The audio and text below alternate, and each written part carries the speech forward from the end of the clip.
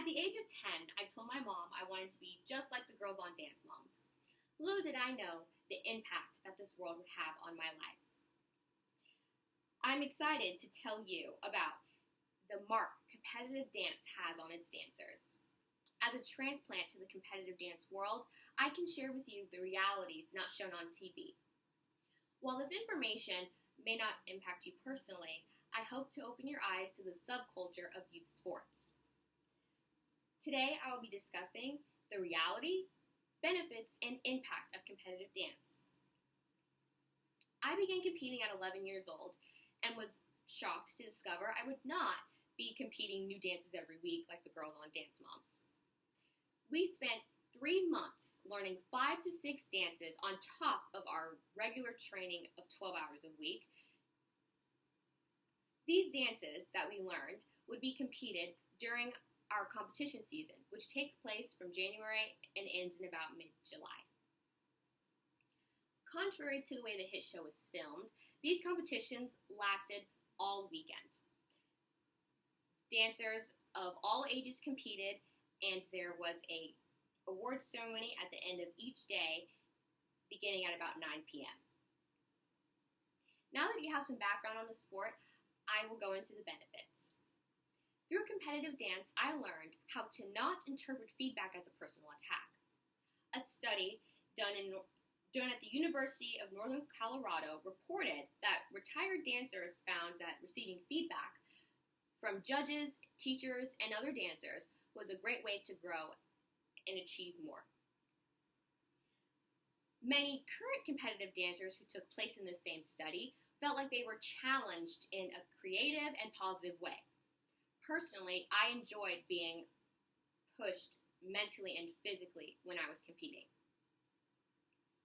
The last benefit I will mention is the feeling of competing on stage.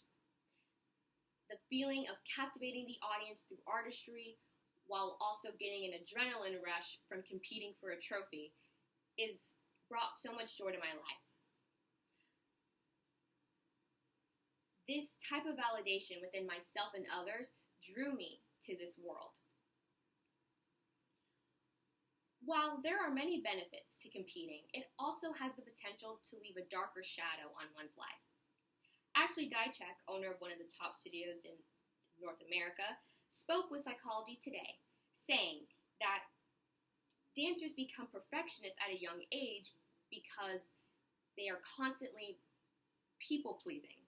And this perfectionism gets difficult to manage as the dancer gets older. This leads to what Psychology Today names neurotic perfectionism, where a person sets unattainable goals and expects high levels of performance. Oftentimes, when working with teachers, they begin to pick favorites. They may not flat out say which dancer they prefer, but it's very obvious in the teacher's behavior. In my experience, it was based on what skills the student had, like flexibility. This type of favoritism forms jealousy and toxic competition within one's own team. This even led to me losing a friendship that I believe I would still have to this day if it wasn't for this favoritism. The last issue is one that is very personal to me.